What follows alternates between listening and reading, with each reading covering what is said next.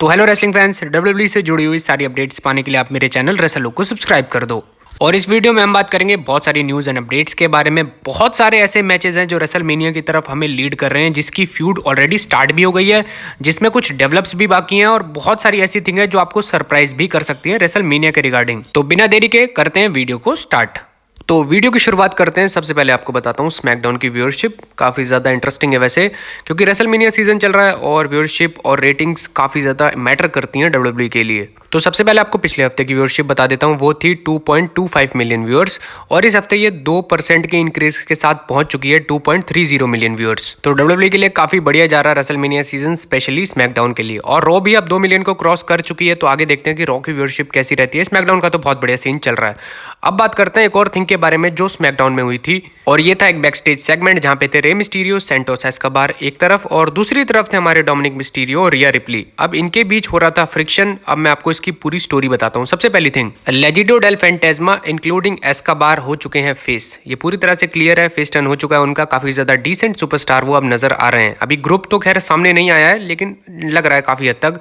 और दूसरी थिंग, ये जो पूरा बैक स्टेज सेगमेंट करवाया गया था, इसके पीछे एक लॉन्ग टर्म प्लान है, और वो लॉन्ग टर्म प्लान ये है कि जजमेंट डे ड्राफ्ट होने वाली है स्मैकडाउन में। और उससे पहले ही स्मैकडाउन में काफी कुछ बीज बोना या सीड प्लांटिंग हो चुकी है, बिकॉज डब्ल्यूडब्ल्यूई प्लान कर रही है लेजिडो डेल फैंटेस्मा की फ्यूड अगेंस्ट जजमेंट डे। और फिलहाल इनके बीच जो अट्रैक्शन बढ़ेगा, जो फ्रिक्शन बढ़ेगा, वो बढ़ेगा रे मिस्टीरियो और डोमिनिक मिस्टीरियो की वजह से, क्योंकि सपोर्ट काफी ज्यादा एस्कोबार दिखा रहे हैं रे मिस्टीरियो को। तो ऐसे में जजमेंट डे के सामने तो एस्कोबार को आना ही पड़ेगा, पूरी लेजिडो डेल फैंटेस्मा को भी आना पड़ सकता है। तो तब तक तो इनके बीच मामला गर्म रहेगा। जैसे डोमिनिक मिस्टीरियो और रे मिस्टीरियो का मैच हो जाता है रेसलमेनिया में, उसके बाद लेजिडो वर्सेस हमारी जजमेंट डे की रियल फ्यूड स्टार्ट होगी। लेकिन रेसलमेनिया से पहले लेजिडो काफी ज्यादा सपोर्ट में रहेगी रे मिस्टीरियो के। अगर रे मिस्टीरियो अकेले होंगे तो जजमेंट डे नंबर गेम में काफी ज्यादा आगे रहेगी। तो लेजिडो को थोड़ा बहुत सपोर्ट करना ही पड़ेगा रे मिस्टीरियो को। और इसमें एक और गेम भी है, और वो गेम ये है कि SmackDown women's title. Rhea Ripley शायद रेसलमेनिया में स्मैकडाउन चैंपियन, वुमेन्स चैंपियन बन जाएं, तो ऑब्वियस सी बात है उनको स्मैकडाउन में अपीयर होना पड़ेगा एज अ चैंपियन। तो काफ़ी हद तक चीज़ें साफ नज़र आ रही हैं कि जजमेंट डे के साथ Rhea Ripley as champion SmackDown में ड्राफ्ट हो जाएं।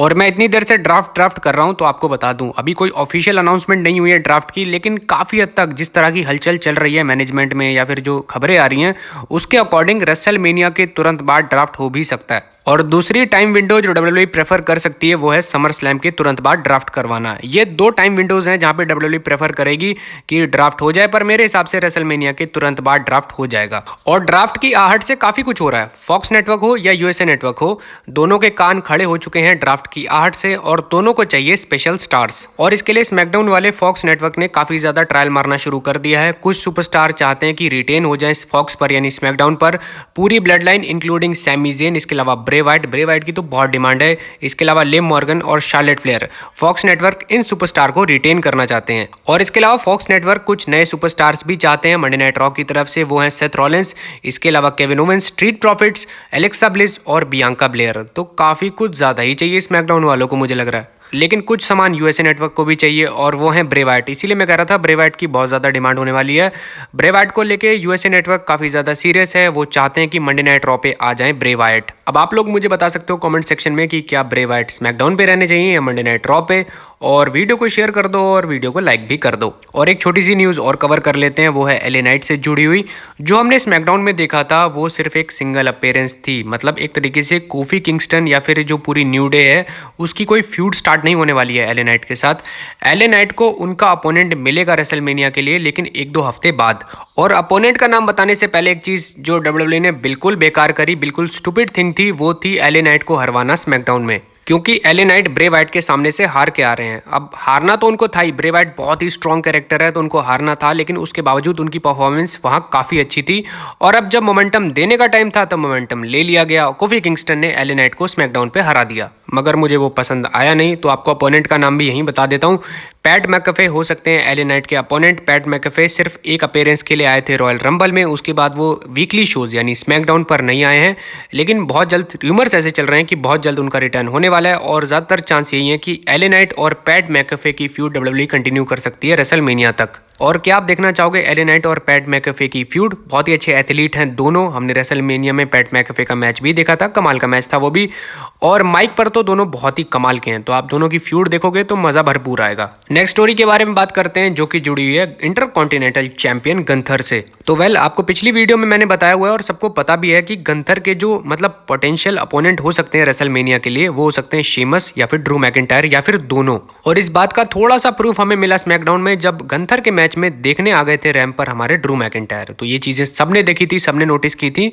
लेकिन आपको ओरिजिनल प्लान बताता हूँ रेसलमेनिया का गंथर को लेके या फिर इंटरकॉन्टिनेंटल चैंपियनशिप को लेके। तो डब्ल्यूडब्ल्यूई प्लान कर रही है रेसलमेनिया में इंटरकॉन्टिनेंटल चैंपियनशिप हार जाएं गंथर, और इसीलिए शुरू से डब्ल्यूडब्ल्यूई ड्रू मैकिंटायर, शेमस और गंथर का मैच करवाना चाहती थी ताकि गंथर पिन ना हो, शेमस ड्रू मैकिंटायर को कर दें या ड्रू मैकिंटायर शेमस को कर दें, लेकिन गंथर के कैरेक्टर को जरा सा भी डेंट या जरा सा भी डैमेज नहीं पहुंचना चाहिए।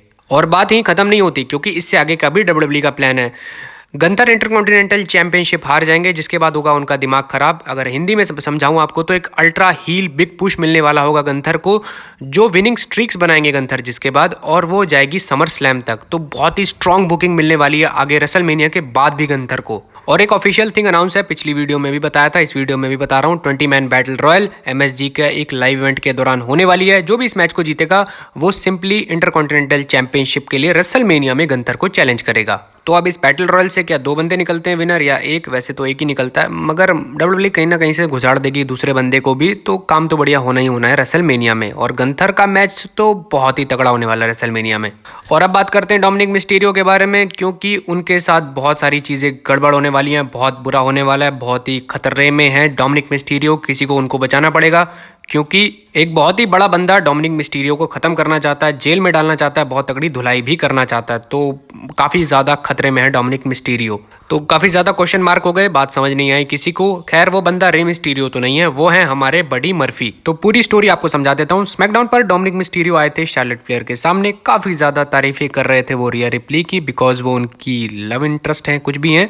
लेकिन स्मैकडाउन का ये एपिसोड देखने के बाद बडी मर्फी, जो कि रियल लाइफ बॉयफ्रेंड है हमारी रिया रिप्ली के, वो कूद गए ट्विटर पे और उन्होंने धमकी दे दी डोमिनिक मिस्टीरियो को कि अगर तुमने अपना मुंह चलाना बंद नहीं किया तो मैं तुम्हें एक जेल एक्सपीरियंस दूंगा। तो खुल्लम खुल्ला धमकी दे चुके हैं हमारे बडी मर्फी डोमिनिक मिस्टीरियो को। क्या आप देखना चाहोगे एक ऐसा मैच जहां पे रिया रिप्ली होंगी कस्टडी और डोमिनिक मिस्टीरियो और बडी मर्फी के बीच हो एक मैच, जो भी मैच को जीते वो रिया रिप्ली को ले जाए? और अगर आप मैच का नाम बताना चाहो, कोई स्पेसिफिक नेम बताना चाहो इस मैच का, तो कमेंट सेक्शन आप सबके लिए खुला हुआ है, जाके बता सकते हो। लेकिन मुझे ऐसा लगता है कि बडी मर्फी कुछ ज़्यादा ही इतरा रहे हैं, जबकि डोमिनिक मिस्टीरियो और रिया रिप्ली एक प्योर कैरेक्टर्स हैं और प्योर स्टोरी के हिसाब से चलते हैं। जबकि Buddy Murphy real life sister जो हैं डोमिनिक मिस्टीरियो की, आलिया, उनको स्टोरी के हिसाब से किस भी कर चुके हैं लाइव टेलीविजन पे। तो भाई इतना क्या इतराना, तुम भी कर चुके हो, वो भी थोड़ा बहुत कर ले तो क्या फ़र्क पड़ता है। और वैसे क्या आप देखना चाहोगे रिया रिप्ली और डोमिनिक मिस्टीरियो के बीच एक रोमांटिक स्टोरी लाइन? अभी तक तो सिर्फ सिंपल काम हो रहा है, कोई रोमांटिक कुछ भी नहीं हुआ है। तो क्या आप देखना चाहोगे ऐसा कुछ? तो कमेंट सेक्शन में हाँ ना लिख दो, कुछ भी बता दो, मैं बात पहुंचा दूंगा ट्रिपल एच तक। तो अब बात करते हैं रोंडा राउजी के बारे में। रोंडा राउजी का दिमाग बहुत ज़्यादा इस समय खराब है। आप यहाँ पे ट्वीट देख सकते हो। रोंडा राउजी लिखती है कि स्मैकडाउन टैग टीम डिवीजन बहुत ज़्यादा खराब है। नटालिया किसी को भी उठा के ले आती हैं और बस हार के चली जाती हैं। इसके अलावा ऊसोस अपनी चैंपियनशिप को रोज डिफेंड करते हैं, हर हफ्ते डिफेंड करते हैं, जबकि डैमेज कंट्रोल नहीं करती। 6 महीने में एक ही बार करती है, 2 बार करती है, और पता नहीं क्या हो रहा है स्मैकडाउन डिवीजन में। अब रोंडा राउजी को शिकायत थी टैग टीम डिवीजन को लेके या फिर टैग टीम चैंपियनशिप डिफेंस को लेके, और इसमें कूद गई हमारी डैमेज कंट्रोल की लीडर यानी बेली ने कहा पहले तो स्पेलिंग ठीक से लिखो, और उसके बाद उन्होंने ये कहा कि लाइव इवेंट्स में आना जहां पे हर हफ्ते टैग टीम चैंपियनशिप डिफेंड होती है। और इस पर रोंडा राउजी भी कूद गई, और इस पर रोंडा राउजी का भी जवाब आया और उन्होंने लिखा कि मैं और कुछ 15 लोग आएंगे तुम्हारा टाइटल डिफेंस देखने, जो कि टेलीवाइज्ड यानी मतलब कि टीवी पे ब्रॉडकास्ट तो होने नहीं वाला। तो इस तरीके से मजाक बना दिया बेली का रोंडा राउजी ने। तो काफी ज्यादा तीखे वर्ड्स का यूज हो रहे हैं डैमेज कंट्रोल और हमारे रोंडा राउजी और शेना बेजलर के बीच, और रोंडा राउजी को टैग टीम चैंपियनशिप की भी टेंशन है। तो आपको पूरी स्टोरी बता देता हूं जो रेसलमेनिया तक जा रही है। तो सिंपली डब्ल्यूडब्ल्यूई प्लान कर रही है रोंडा राउजी और शेना बेजलर का एक मैच टैग टीम चैंपियनशिप के लिए रेसलमेनिया में, और इसमें भी एक गेम है और गेम ये है कि लीटा और बेकी लिंच भी जीत सकती हैं टैग टीम चैंपियनशिप। आपको याद होगा उनके पास अपॉर्चुनिटी है, मंडे नाइट रॉ पे कभी भी मैच हो सकता है और शायद डैमेज कंट्रोल भी जा सकती है रेसलमेनिया में शेना बेजलर और रोंडा राउजी के सामने। लेकिन ये मैच मेन है जो आप स्क्रीन पे देख सकते हो, damage control versus Becky Lynch और लीटा। जो भी आगे जाएगा शायद वो रोंडा राउजी और शेना बेजलर के सामने ही जाएगा रेसलमेनिया में। और अगर इस मैच में केओस मच जाता है, इसमें तहलका मच जाता है, कोई डिसीजन नहीं निकलता, तो शायद ये triple threat tag team match भी हो सकता है चैंपियनशिप के लिए। कुछ भी हो सकता है, अभी फिलहाल 3 टीम्स हैं डब्ल्यूडब्ल्यूई के सामने। तो रेसलमेनिया की पिक्चर काफी हद तक क्लियर हो रही है, धीरे धीरे धुन छट रही है, हमें साफ दिख पा रहा है कि क्या क्या मैचेस बना सकती है डब्ल्यूडब्ल्यूई। काफी चीजें ऑलरेडी सेटअप हैं, काफी चीजें आगे होंगी, तो आई होप बहुत ही बढ़िया होगा रेसलमेनिया। और इसी नोट के साथ करते हैं वीडियो को समाप्त। ये थी मेरी आज की वीडियो। प्लीज चैनल को सब्सक्राइब कर दो, लाइक कर दो और कर दो शेयर।